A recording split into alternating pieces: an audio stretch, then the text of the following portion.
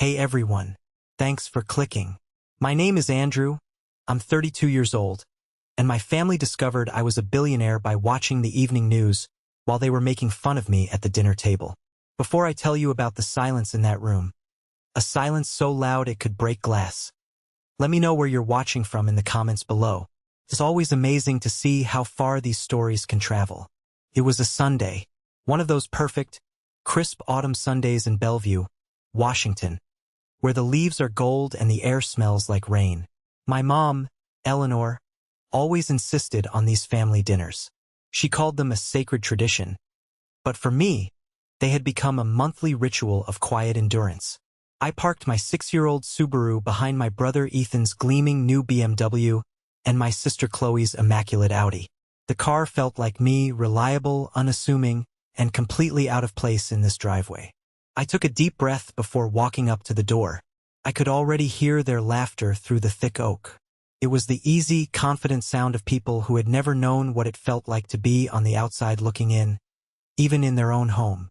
Inside, the scene was exactly as I'd pictured.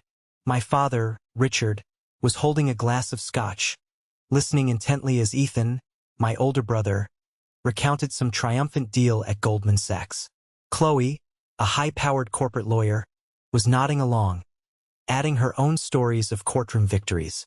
They were the Morrisons everyone saw, the successful banker, the sharp lawyer, the proud parents. And then there was me, the glitch in the family portrait. Look who it is. The startup founder has graced us with his presence, Ethan said, his voice dripping with the kind of cheerful condescension he'd perfected over the years. Andrew, we were just talking about your little tech project, my sister Chloe added, a smile on her face that didn't quite reach her eyes.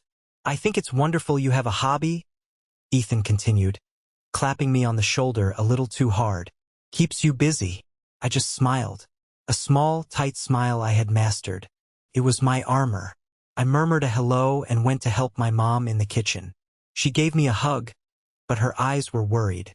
It was the same look she always gave me, a mixture of love and deep, profound confusion, as if she couldn't figure out where she'd gone wrong with her youngest son. The air was thick with unspoken disappointment. They didn't know that miles away, in a sleek high-rise in Seattle, my hobby was about to send a shockwave through the financial world. They didn't know that a journalist from Bloomberg had spent the last month verifying every detail of my life. And I didn't know that she had decided to break the story 12 hours early. We all sat down at the dinner table. The stage was set.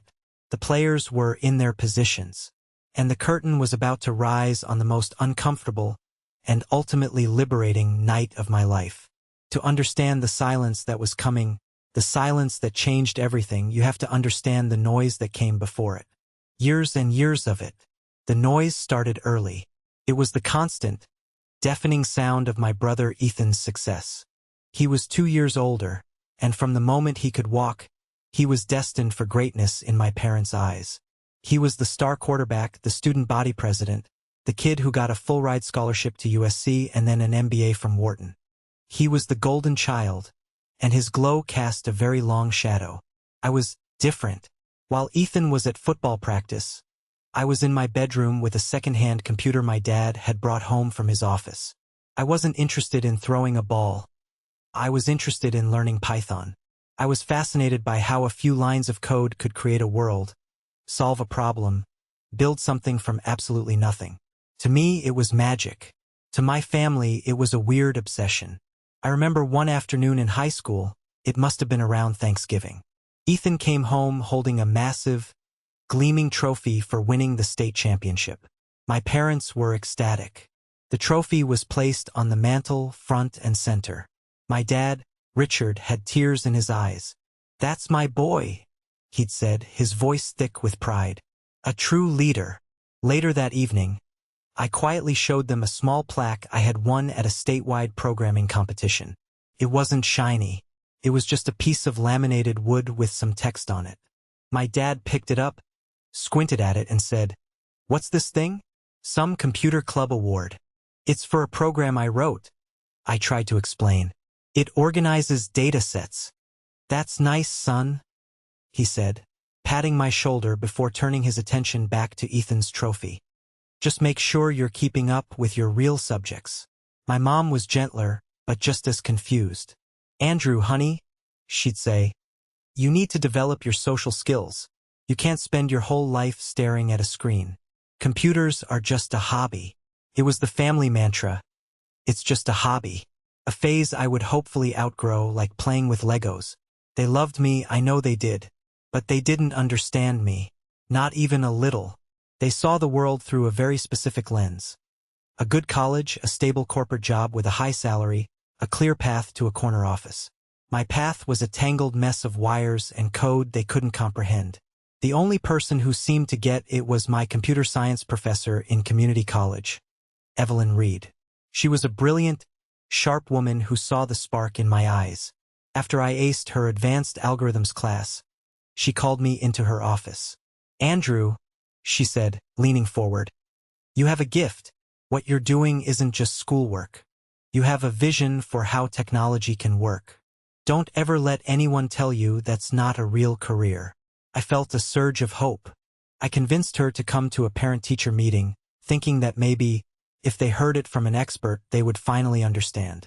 Professor Reed spoke passionately about my potential, about the future of artificial intelligence. My parents listened politely. They smiled and nodded.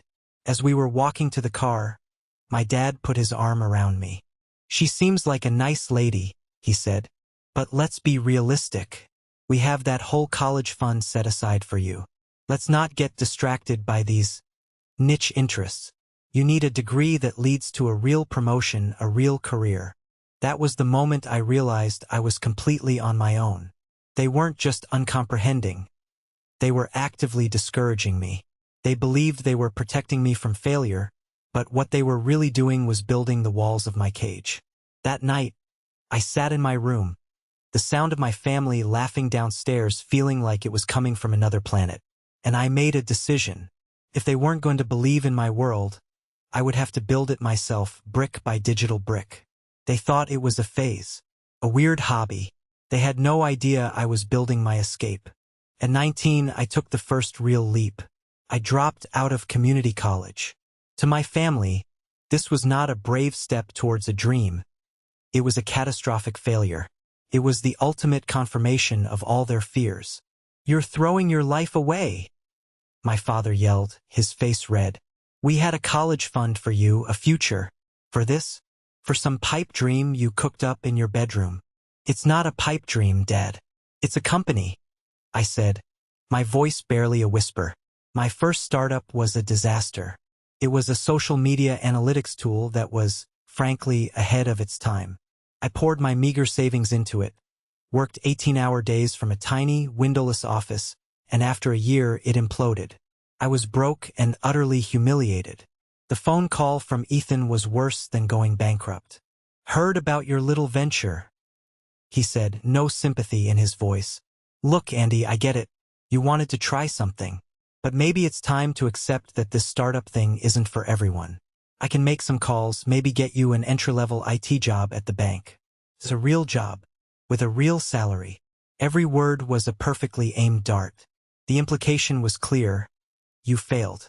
Now come back to the real world, and let the adults handle things. I'm not everyone, Ethan, I said, my jaw tight. I hung up the phone, my hands shaking. The "I told you so" from my family wasn't spoken.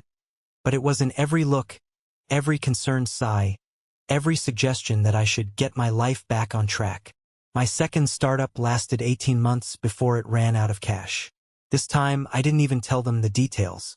I just let them assume I was still tinkering with computers. The shame was a physical weight. I was living on ramen and fumes, and the dream felt further away than ever. It was during this time, at my absolute lowest, that I met Liam Chin. I was hunched over a laptop in a cheap 24-hour coffee shop, trying to salvage a piece of code from my failed company, when he sat down across from me. That's an elegant recursive function, he said, pointing at my screen. I looked up, startled. He was another programmer, I could tell by the laptop covered in coding stickers. We started talking. I told him about my failures, about my ideas for a new kind of AI that could predict consumer behavior with terrifying accuracy. I expected him to laugh or to offer condolences. Instead, he listened. He listened with an intensity no one, not even Professor Reed, ever had. His eyes lit up. He didn't see a failure. He saw the potential. "You're not wrong about the idea," he said after I finished. "You're just early, and you've been trying to do it alone." That afternoon, in that dingy coffee shop, we sketched out the first framework for what would become Nexus AI on the back of a napkin. For the first time, I wasn't just Andrew, the family disappointment. I was a co-founder. I had a partner. Liam's belief in me was a lifeline. He was the first person in my world who didn't look at my dreams and see a hobby. He saw a blueprint. The family still saw a mess. At Christmas that year, Ethan announced his latest promotion. Chloe announced she'd made partner at her law firm. They asked me what I was up to. "I'm working on a new project," I said vaguely. "With a partner." "Oh, that's nice," my mom said, forcing a smile. "Is it paying?" I shook my head. The silence that followed was heavy with pity. I knew what they were thinking. Poor Andrew, still playing his little games. They had no idea that the game was about to get very, very real. Starting Nexus AI with Liam was like breathing air for the first time after nearly drowning. We had a vision, we had the skills, but we had no money. We spent months working out of Liam's garage, living off credit cards and the kind of blind faith that looks like insanity to everyone else. We knew we needed seed funding. That meant creating a pitch deck and facing the brutal world of venture capitalists. We were two young guys with a powerful idea but no track record. We got 100 no's. They came in all forms. Polite emails, harsh critiques, and even outright laughter in one memorable meeting. "Your valuation is absurd," one VC told us, leaning back in his leather chair. "Come back when you have a product and actual users." The constant rejection was draining, but every no just made us work harder. Finally, we got a meeting with a group of angel investors. Among them was a man named Mark Jensen. He was older, charismatic, and seemed genuinely impressed by our demo. He saw the potential. "Boys, I think you're onto something big," he said, his eyes gleaming. He agreed to lead our first round of funding. It wasn't much, just enough to get us out of the garage and into a small, shared office space, but it felt like we'd won the lottery. I remember calling my mom to share the news. "Mom, we got funding. An investor gave us money to build the company." There was a pause on the other end. "Oh, honey, that's nice. But is it a loan? You have to be careful with debt." "No, Mom, he invested. He bought a piece of the company. He believes in us." "Well, just be careful," she said, her voice laced with anxiety. "These things can be tricky. Your father and I just worry." I hung up, the excitement draining out of me. They didn't hear we got funded. They heard, "My son is getting into complicated financial trouble." The family gatherings during this period were particularly tough. My Aunt Carol, my dad's sister, was always there, stirring the pot with a sweet smile. She'd look at me with such pity. "Oh, Andrew, you're working so hard on that computer thing," she'd say, loud enough for my parents to hear. "I just hope you have a backup plan. The real world is so unforgiving." Then she'd turn to my mom. "Eleanor, I just worry about the boy. Richard put so much aside for his college fund. It's a shame to see him chasing these fantasies instead of getting a stable career. What if he needs that money for a real emergency someday?" She was a master of passive aggression, planting seeds of doubt that she knew would flourish in the fertile ground of my parents' anxiety. Every word she spoke reinforced their narrative, that I was reckless, irresponsible, and destined for failure. I could see it in their eyes. They were already preparing for the day I'd come home, broke and defeated, to finally take that entry-level IT job Ethan was holding out for me like a sad consolation prize. They were waiting for me to give up. And that was the one thing I was determined never to do.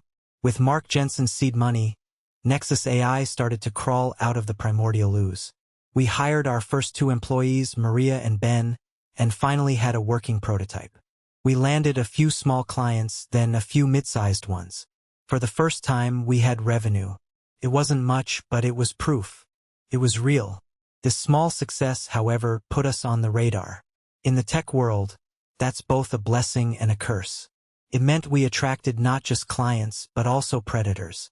The biggest one was David Chun, the CEO of a rival AI company called Innovate Dynamics. They were bigger, better funded, and notoriously aggressive.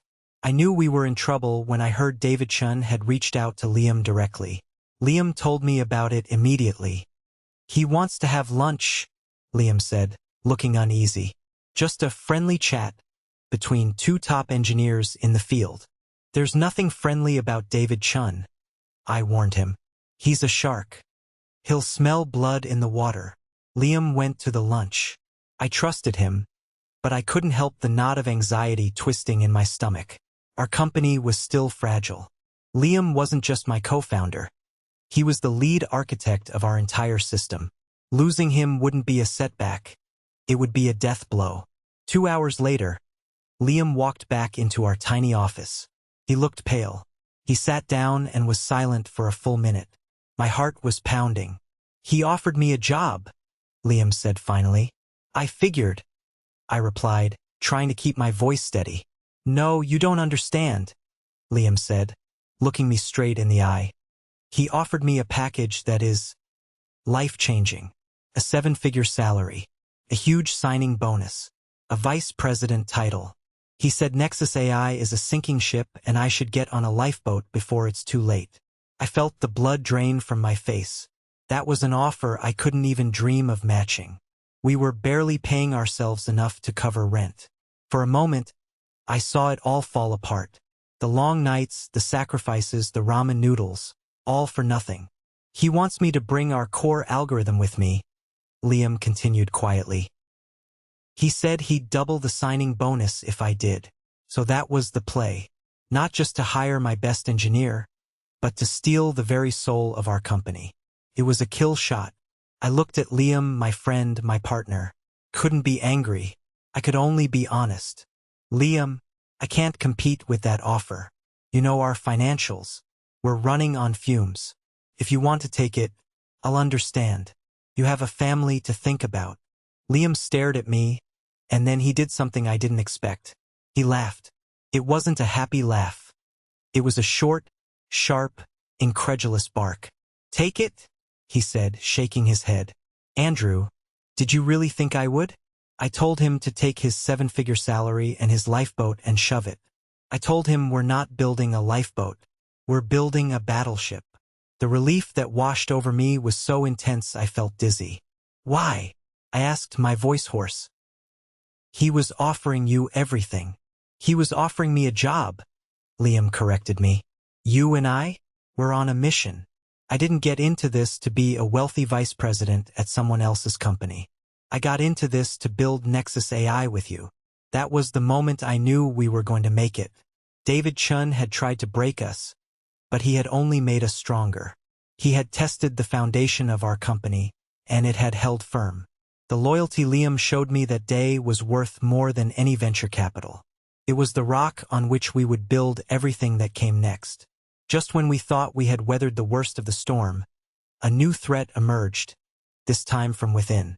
Our angel investor, Mark Jensen, the man who had supposedly believed in us from the start, started acting strangely.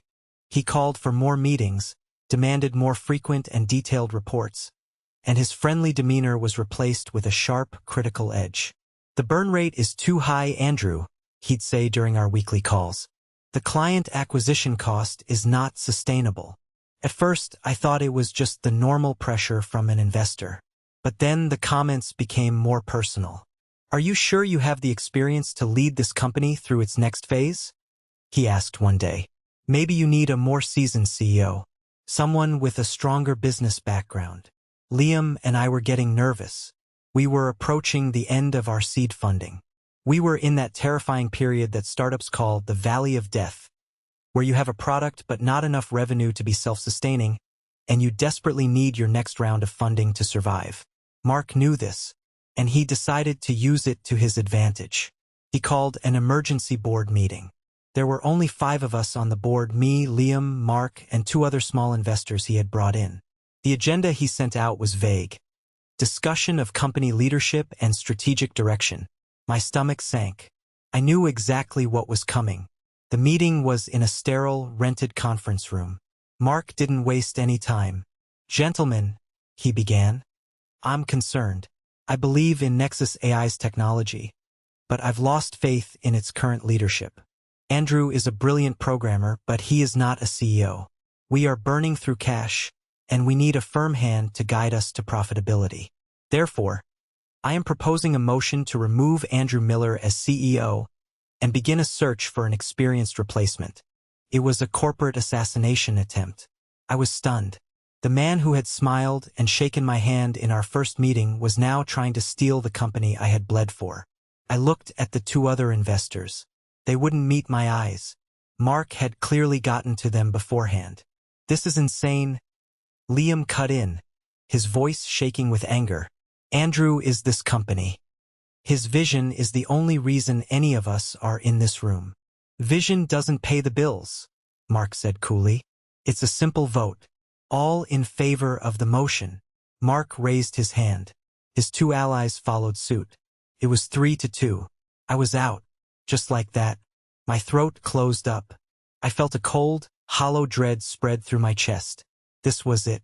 After everything, I was going to be kicked out of my own company. But then, something happened. As Mark was about to declare the motion passed, I found my voice. "This vote isn't valid," I said, my voice quiet but clear. Mark scoffed. "What are you talking about? It's a simple majority." "You're forgetting something," I said, pushing a document across the table. It was our original shareholder agreement. "You're forgetting Article 4, Section B, the clause on founder control. It states that any vote regarding the removal of a founding member requires a supermajority of 75%. Your 3 votes only constitute 60% of the board." I had insisted on that clause during our initial negotiations.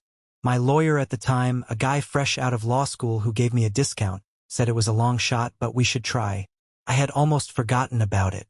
But I'd spent so many nights reading and rereading those documents, trying to understand the world of business, that the clause was burned into my memory. The room went silent.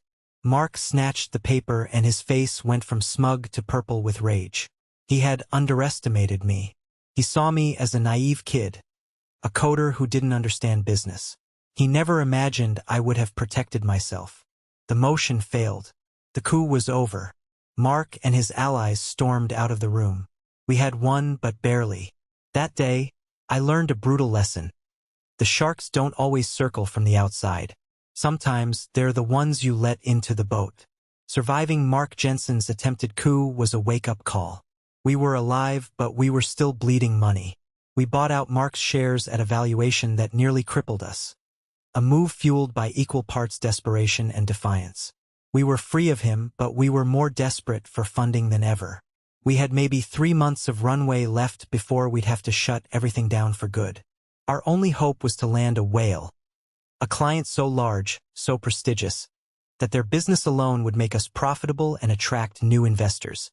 Our number 1 target was a multinational retail corporation called Viridian Dynamics, and its legendary CEO, Marcus Vance. Getting a meeting with Marcus Vance was considered impossible. He was a titan of industry, a man who didn't take meetings with tiny, unproven startups. But we had an edge. Through one of our smaller clients, we heard that Viridian was struggling to understand the shifting behavior of their online customers. It was the exact problem Nexus AI was built to solve. We spent 2 weeks doing nothing but preparing. We pulled every all-nighter, ran every possible data model, and built a custom presentation that showed exactly how our AI could predict Viridian's customer trends and increase their sales by an estimated 15%. We sent the proposal through every channel we could find. We expected nothing. Then, one Tuesday morning, an email landed in my inbox. The subject line was simple: "From the office of Marcus Vance." My heart stopped. It was a summons. He would give us 30 minutes of his time. 30 minutes to save our company. The Viridian headquarters was an intimidating glass tower that seemed to touch the clouds. We were escorted to the top floor, to a boardroom with a view that stretched all the way to the Olympic Mountains. Marcus Vance was older than I expected, with sharp, intelligent eyes that seemed to see right through you. He didn't smile. "You have 30 minutes," he said, his voice a low rumble. Don't waste my time. I took a deep breath and began. I didn't give a canned sales pitch. I told him our story. I showed him the data. I spoke with a passion born from years of being told my ideas were worthless. I explained how our AI wasn't just code. It was a new way of understanding human connection in a digital world. Liam ran the live demo, and for once, there were no glitches. It worked perfectly. When I finished, the room was silent. Marcus Vance just stared at me, his expression unreadable. He hadn't asked a single question. Your prediction of a 15% sales increase, he said finally. You're confident in that number? No, sir, I said, my own boldness surprising me. I think it's a conservative estimate. He stared at me for another long 10 seconds. Felt like an eternity. Then, a slow smile spread across his face. He stood up and extended his hand. Kid, he said, his handshake firm. You've just changed the game. That handshake was the turning point. The contract with Viridian Dynamics wasn't just big. It was colossal. It saved our company overnight. But it did something more important. It gave us validation. The news of the deal rippled through the tech community. Suddenly, the VCs who had laughed us out of their offices were calling us. The game had changed, just like Marcus Vance said. We weren't just a struggling startup anymore. We were on our way. The Viridian Dynamics contract was like pouring gasoline on a fire. It gave us the credibility we needed to close our Series D funding round, and the terms were beyond our wildest dreams. The lead investor was one of Silicon Valley's most prestigious firms. They didn't just give us money. They gave us a valuation that made my head spin. Nexus AI, the company born on a coffee shop napkin and built in a garage, was now valued at $4.2 billion. The number felt fake. It was the kind of figure you read about in headlines, something that happened to other people. Liam and I sat in our new, much larger office, looking at the signed term sheet, and just laughed. It was the giddy, disbelieving laughter of two people who had stared into the abyss and somehow ended up on top of a mountain. Success on this scale doesn't stay quiet for long. A few weeks after the funding round closed, I got an email from a woman named Sarah Jenkins. The name in her signature made me do a double take. Senior technology reporter, Bloomberg. She wanted to do an exclusive feature story on Nexus AI. Not just a small piece, but a deep dive. The woman who made AI accessible. The proposed headline read. They hadn't realized from my name that I was a man. A common mistake. We corrected it to the founder who made AI accessible. She wanted to know everything. Our origin story, the technology, the struggle, and the sudden explosive valuation. I was hesitant. I was a private person. I was used to working in the background, letting the technology speak for itself. But my board and my new PR team insisted. This was a crucial moment. A feature in Bloomberg would cement our place in the industry. So I agreed. I spent hours on the phone with Sarah.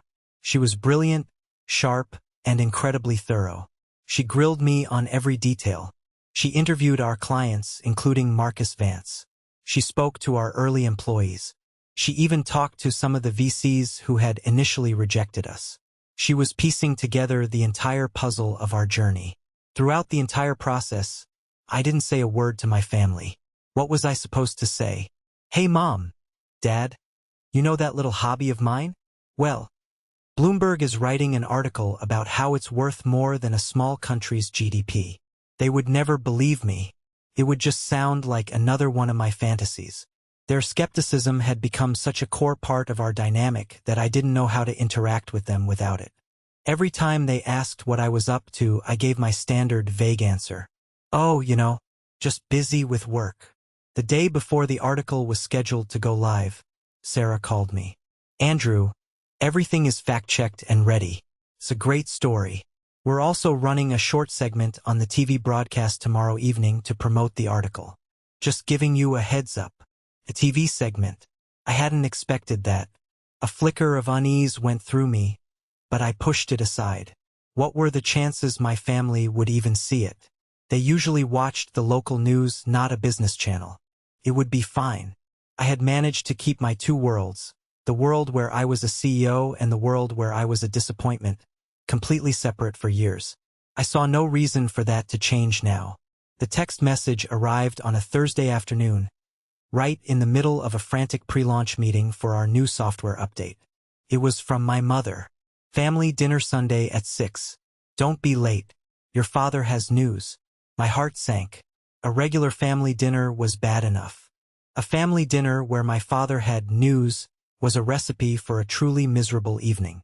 It usually meant Ethan had gotten another promotion or a bigger bonus, and we would all be expected to spend 3 hours celebrating his endless list of achievements. I typed back a simple "okay, see you then." For the rest of the day, a sense of dread hung over me. As I drove home to my small, quiet apartment, I felt the familiar exhaustion wash over me. It was the deep, soul-crushing weariness of having to put on a mask. At Nexus AI, I was a leader. My team of over 400 employees looked to me for answers. Our investors trusted me with hundreds of millions of dollars. In that building, my voice mattered. But the moment I walked into my parents' house, I would shrink. I would become poor Andrew again, the lost son who played on his computer. I would have to listen to my father's passive-aggressive advice about getting a real career, endure Ethan's smug jokes, and see the pity in my mother's eyes. It was a role I had been forced to play for so long. It felt like a second skin. I thought about canceling. I could say I was sick or that I had a work emergency. It would be so easy. But I knew it would just lead to a week of worried phone calls from my mom and another lecture from my dad about responsibility. It was easier to just go, endure it, and get it over with. That Sunday, as I got ready, I felt a strange sense of calm. The Bloomberg article was going live the next morning. The TV segment was scheduled to air sometime that evening. It felt like I was living in the final hours of a secret life. Tomorrow, the world would know the truth about Nexus AI. But tonight, for one last time, I would be Andrew Miller, the family failure. I stood in my office, which took up a corner of my living room, and looked at the whiteboard covered in complex algorithms. It was my real world, the world of logic, data, and creation. Then I looked at the clock. It was time to go to the world of judgment, of unspoken expectations and quiet disappointment. I put on my armor, that small, tight smile, and walked out the door, completely unaware that the two worlds I had fought so hard to keep separate were about to collide with the force of an atomic bomb. Right in the middle of my mother's dining room. The dinner started just as I had predicted. My father's news was that Ethan's year-end bonus was even larger than expected, and he was using it to buy a vacation home in the San Juan Islands. A real investment in property, my dad said, beaming at Ethan, then giving me a pointed look. Solid. Tangible. Not like throwing money at... Well, I knew. I took a bite of my mom's pot roast and said nothing. "So, Andy," Ethan said, leaning forward with a smirk, "how's the internet business going? Still playing around in your digital sandbox?" Chloe, my sister, chimed in. "Be nice, Ethan. Andrew is very serious about his little project. He has a partner and everything now, right?" The word partner was delivered as if she were talking about a childhood imaginary friend. "It's going well, thanks," I said, keeping my voice even. "Is it profitable yet?" My father asked bluntly. It was his favorite question. "We're reinvesting all our revenue into growth," I replied, using the standard startup line. It was true, but I knew how it sounded to them. It sounded like an excuse.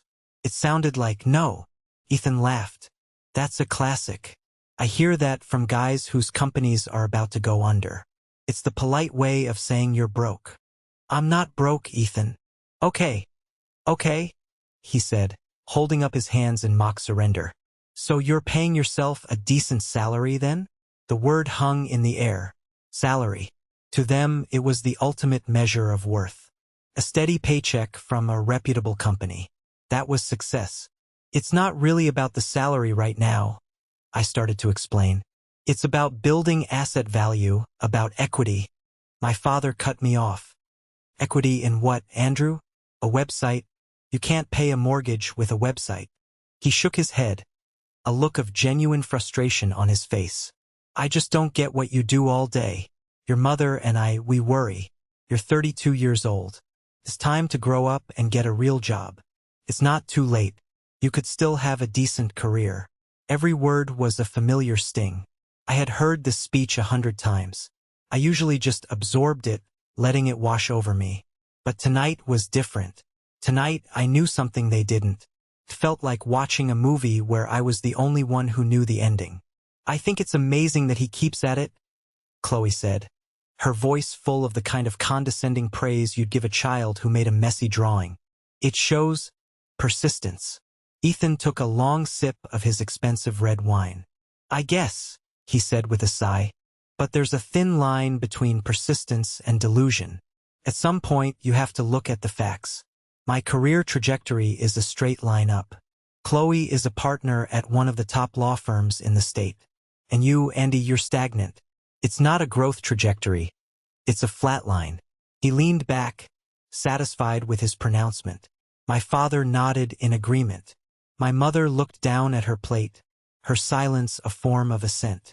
They had delivered their verdict. In the high court of the Miller family, I had been judged and found wanting. I was a failure, a flatline. I didn't argue. I didn't defend myself. I just picked up my fork and continued eating. There was nothing I could say that would change their minds. Words were useless now. Only a spectacle would do. And, as fate would have it, a spectacle was just moments away. As Ethan was launching into another story about a multi-million-dollar merger he was handling, my dad stood up and walked over to the television in the corner of the dining room. Damn thing's been acting up, he muttered, adjusting the antenna. He switched it on, keeping the volume low. The local news was ending. A commercial for a car dealership flickered across the screen. Then the intro for a national news program began. It was a major network, but the segment was from their financial news division, the one that partnered with Bloomberg. I just want to catch the market report, my dad said, sitting back down. The screen cut to a sharp, professional-looking anchorwoman in a bright blue dress. And in our top business story tonight, she said, her voice crisp and authoritative. A major shakeup in the world of artificial intelligence. I felt a cold jolt, a sudden surge of adrenaline. My fork froze halfway to my mouth. No, I thought. Can't be. Sarah said tomorrow. The tech world is buzzing about a company that has, until now, operated largely under the radar. The anchor continued. We're talking about Nexus AI, a Seattle-based startup that has just closed a monumental Series D funding round, rocketing its valuation to an astonishing $4.2 billion. The number just hung in the air. $4.2 billion, Ethan scoffed. $4 billion for some AI company nobody's ever heard of. This tech bubble is getting ridiculous. Hush, Ethan, I want to hear this, my dad said, leaning forward. And then it happened. The screen behind the anchorwoman changed. It was no longer the generic news logo. It was the sleek, minimalist logo of my company. My logo. Below it, in a professional headshot I had taken just 2 months ago, was my face. My name was printed in bold white letters at the bottom. Andrew Miller, founder and CEO. The room fell silent. Not quiet. Silent. It was a sudden, violent absence of sound. The clinking of silverware stopped. The conversation died. Breathing seemed to cease. It was the kind of silence that presses in on you, so heavy it feels like a physical force. My father stared at the screen, his mouth slightly agape. His glass of scotch was frozen in his hand. Ethan's smug expression had vanished, replaced by a slack-jawed look of utter disbelief. That can't be you, he stammered, pointing a trembling finger at the TV. I met his gaze across the table and said nothing. The company's groundbreaking algorithm, the anchor was saying, her voice the only sound in the universe, is the brainchild of its founder, Andrew Miller, who started the company in a garage with just a few $1,000s of savings. My mother made a small, choked sound. She put her hand to her mouth, her eyes wide with a confusion so profound it looked like pain. Chloe had already pulled out her phone, her fingers flying across the screen. Oh my God, she whispered, looking up from her phone to the TV and back again. It's real. He's everywhere. Forbes, TechCrunch, The Wall Street Journal. The TV screen now showed B-roll footage of our office, of our employees collaborating, of me leading a meeting. It was a world they had never seen, a life they never knew I was living. Analysts are projecting massive growth for Nexus AI, the anchor concluded, with some estimating Miller's personal net worth, based on his equity stake, to be in the range of $1.8 billion. $1.8 billion. That was the number that broke them. My dad let out a shaky breath and slowly set his glass down on the table. Ethan just stared at me, his face a mask of shock and something else I couldn't quite decipher. It looked like the world he had so carefully constructed, a world where he was at the top and I was at the bottom, had just been shattered into a million pieces. The silence stretched on, filled with the ghosts of 1,000 dismissive words, 1,000 condescending jokes, 1,000 moments of quiet pity. And in that moment, I wasn't the failure at the dinner table anymore. I was the headline. This was the moment that changed everything, when I finally took back control of my own story. Thank you for sticking with me to this point. You are amazing. If you could do me a huge favor and like this video and comment the number 1 down below, it lets me know you've been on this journey with me. It doesn't just help more people find this story. It shows me that my experiences mean something to someone out there. Your support is the biggest motivation for me to continue sharing the rest of this journey. The spell was finally broken by my father. He turned from the television to me, his eyes wide and unblinking. "Andrew," he said, his voice a hoarse whisper. "Why? Why didn't you tell us?" The question was so absurd, so completely devoid of self-awareness, that I almost laughed. Tell you? I had been trying to tell them for more than a decade. I had tried to tell them with my programming awards, with my business plans, with my passion. They just hadn't been listening. Before I could answer, Ethan found his voice. "This is a joke, right? This is some kind of elaborate prank." He looked around the table, searching for an ally, but everyone was just staring at me. "It's not a joke, Ethan," I said, my voice calm and steady. It felt good to finally speak without the weight of their judgment crushing me. "But for $1 billion? Chloe said, still scrolling frantically through her phone. "How is that even possible? You work out of your apartment. You drive a Subaru." "My apartment is where I sleep," I said. "My office is downtown, on the 42nd floor, and I like my car." My mother started to cry, soft, confused tears. "We didn't know," she sobbed. "Honey, why did you hide this from us? We're your family." That's when the anger I had suppressed for so long finally surfaced. It wasn't hot and explosive, but cold and sharp. "Hide it," I said, my voice low. I looked each of them in the eye. "I didn't hide anything. I told you I was starting a company. I told you when I got my first investor. I tried to explain what I was building 100 times. You just weren't interested. You had already decided my story was one of failure. You weren't listening to the words. You were just waiting for me to say, 'I give up.'" My words hung in the air, sharp and undeniable. The truth of them was reflected in their stunned faces. Suddenly, Ethan's phone started ringing. Then Chloe's. Then my dad's. A cacophony of jarring electronic sounds filled the heavy silence. "It's a reporter," Ethan said, looking at his screen with a panicked expression. "From the Wall Street Journal. How did they get my number?" "They want a comment," Chloe said, her voice strained. "From the family of the new tech billionaire." My dad looked at his phone as if it were a snake. "Bloomberg," he mouthed. They all looked at me, their eyes filled with a new kind of terror, the terror of public exposure. Their private family drama was about to become a public story, and they were completely unprepared. I calmly took a sip of water. "My communications team can provide you with some talking points if you'd like," I said. "The official statement is that my family has always been a source of private support." The irony was so thick you could cut it with a knife. I stood up from the table. "If you'll excuse me," I said, "I have to get back to the office. This news breaking early has created a bit of a crisis I need to manage." I walked out of the dining room, leaving them there, frozen in the wreckage of their own assumptions, their phones still ringing, heralding the arrival of a world they were not a part of.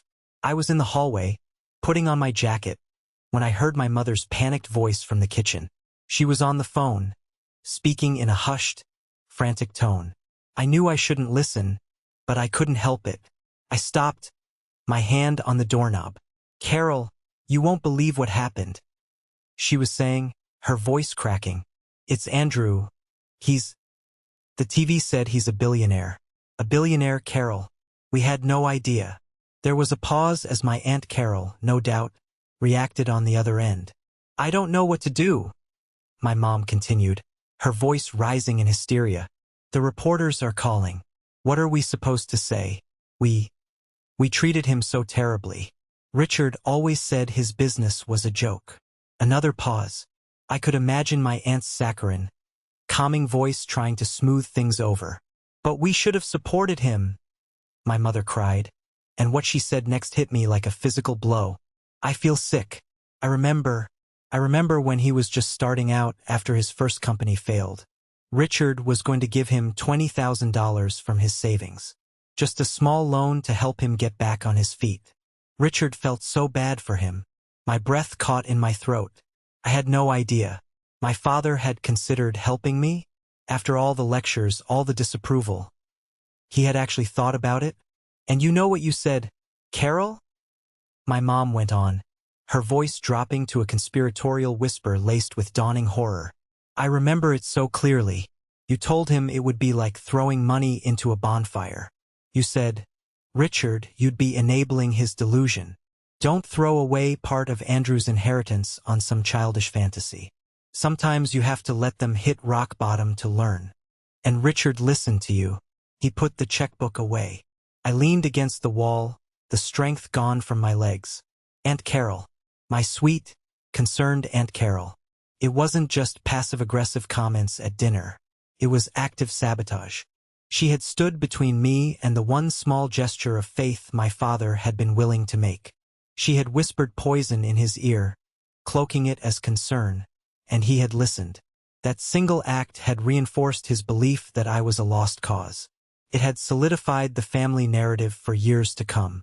My mother was still talking, but I couldn't hear her anymore. A cold, hard clarity washed over me. The lack of belief from my family wasn't just a passive thing born of ignorance. It had been actively cultivated by one of their most trusted confidants. The betrayal was so deep, so insidious, it took my breath away. I straightened up, opened the front door, and walked out into the cold night air without looking back. It wasn't just their ignorance I had been fighting against. It was a calculated campaign to ensure I would fail. And I had won anyway. The 3 months that followed were a blur. The Bloomberg story didn't just make a splash. It created a tidal wave. I became, overnight, the subject of intense public fascination. My face was on the cover of Forbes and Wired. I did interviews with journalists I had only ever read. I gave a keynote speech at a massive tech conference, my voice echoing through a hall filled with thousands of people who were hanging on my every word. Nexus AI exploded. The validation from the press and the infusion of cash from our Series D round allowed us to accelerate all our plans. We hired the best engineers in the world. We acquired a smaller AI company. We opened offices in London and Singapore.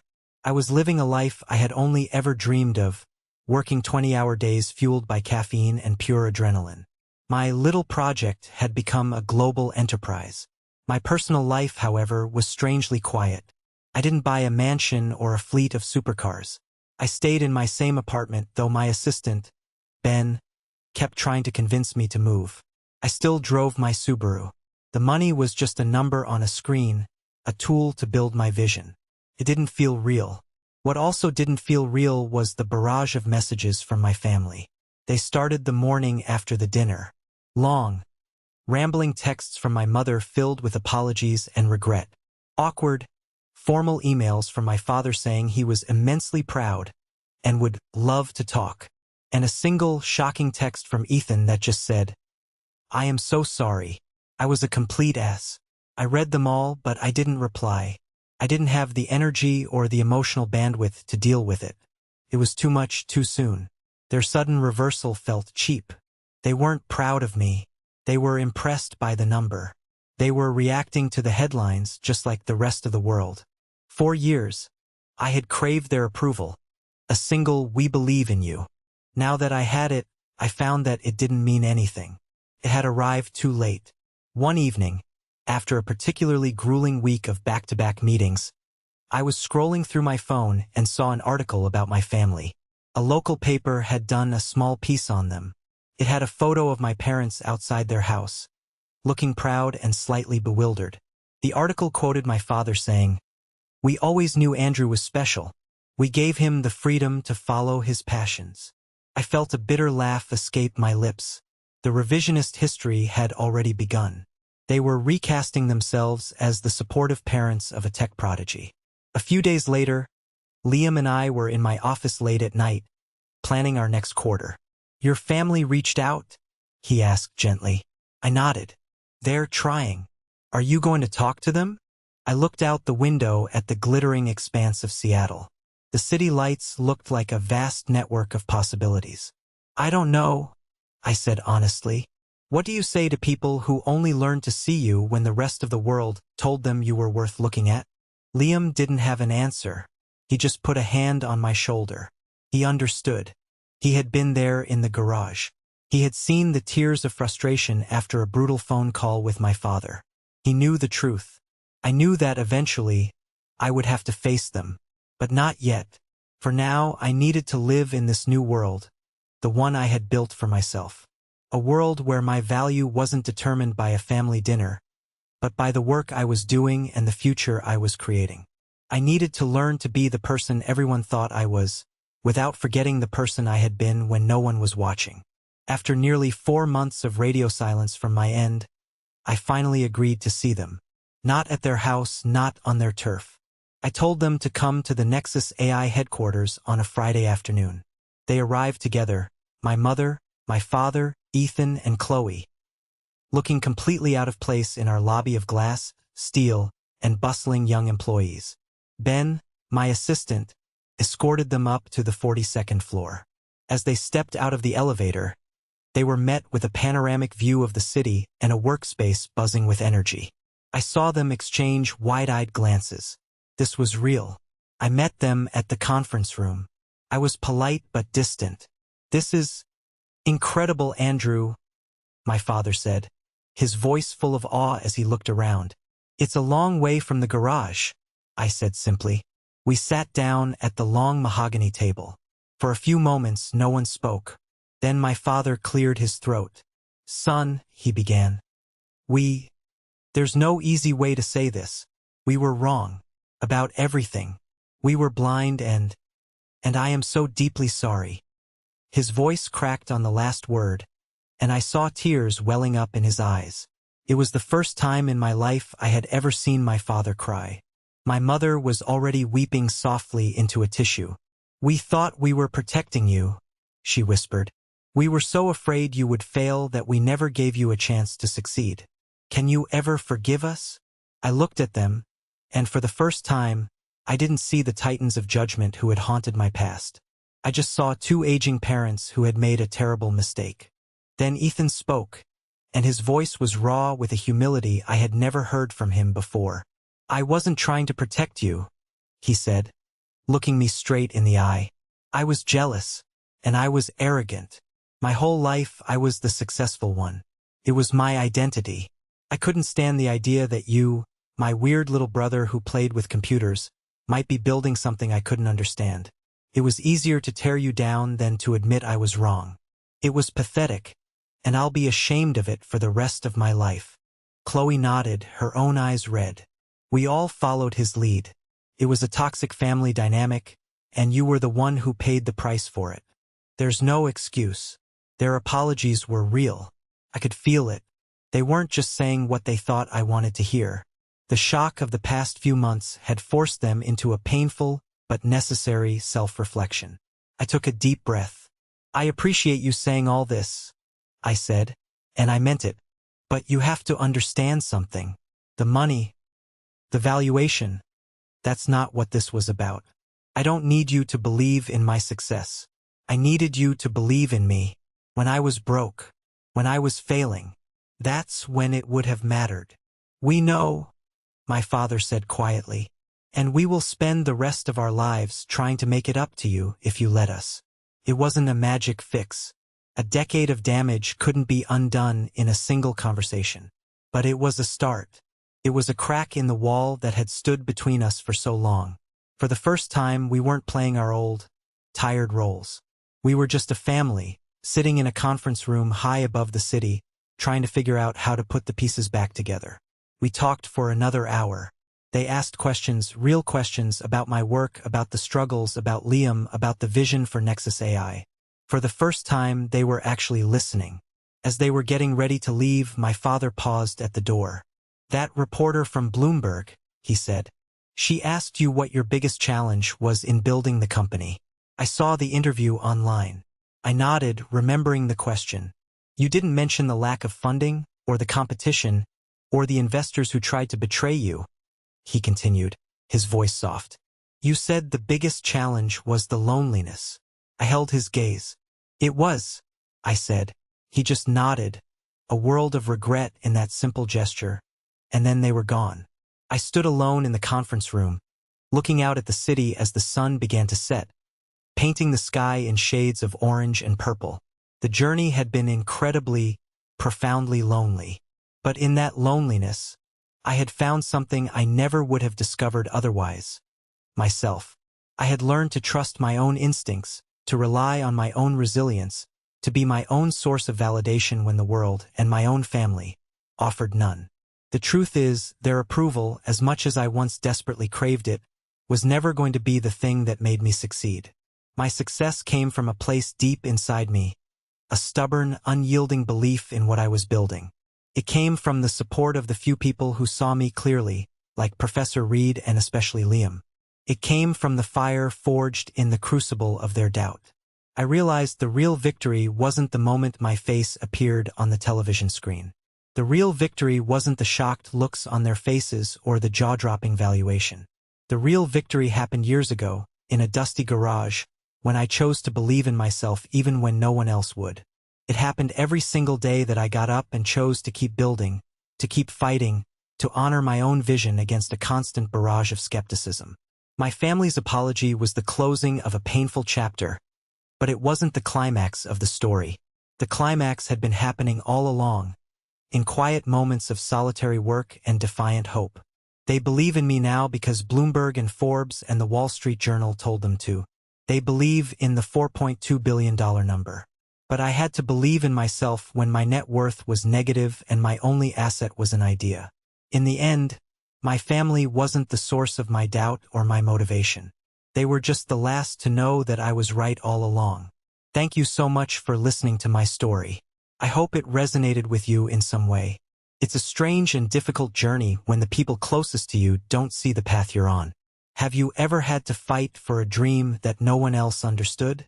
I'd be honored to read about it. Please share your story in the comments below, and don't forget to like and subscribe so you don't miss what comes next.